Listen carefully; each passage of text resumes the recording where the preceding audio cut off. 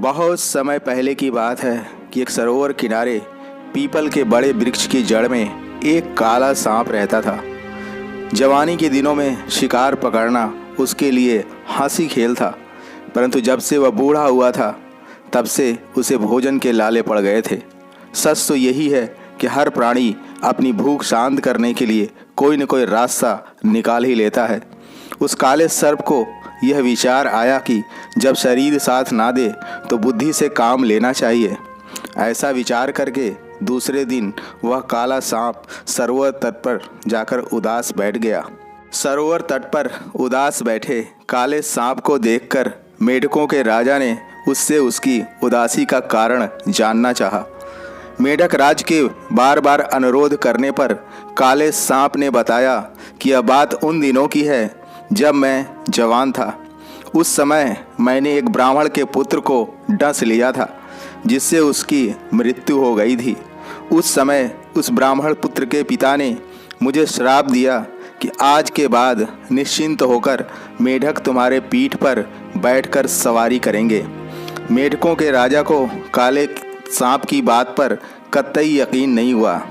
काले सांप ने मेढक राज से कहा कि मुझे पता था कि तुम मेरी बात का कतई यकीन नहीं करोगे, परंतु मुझे जो दंड मिला है उसकी सज़ा तो मुझे भोगनी ही पड़ेगी। यदि अब भी आपको भरोसा और विश्वास नहीं है तो आप इसका परीक्षण मेरी पीठ पर सवारी करके कर सकते हैं। मेढक राज को काले सांप पर कतई यकीन नहीं था, फिर भी उसने सोचा क्या पता सांप सच बोल रहा हो। ऐसा विचार करके वह झट से सांप की सवारी करने को तैयार हो गया। काले सांप ने मेढक राज को झट से अपनी पीठ पर बिठा लिया।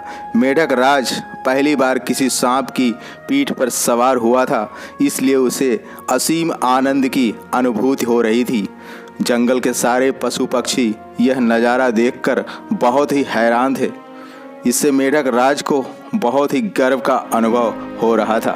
दूसरे दिन भी काला सांप प्रातः ही सरोवर तट पर आ पहुंचा। उसने फिर से मेढक राज को अपनी पीठ पर बिठाया और सैर करने निकल पड़ा, परंतु आज काला सांप बहुत धीरे धीरे चल रहा था।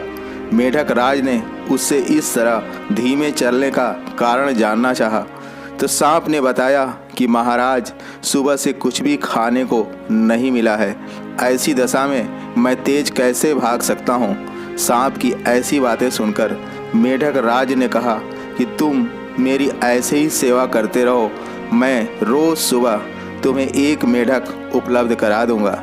मेढक राज की ऐसी बातें सुनकर काला सांप बहुत ही खुश हो गया, क्योंकि उसकी युक्ति काम कर गई थी। वह हर रोज मेढक राज को अपनी पीठ पर घुमाता और इसके बदले एक मेढक खा लिया करता था। इस तरह काले सांप का बुढ़ापा बड़े ही चैन से कट रहा था।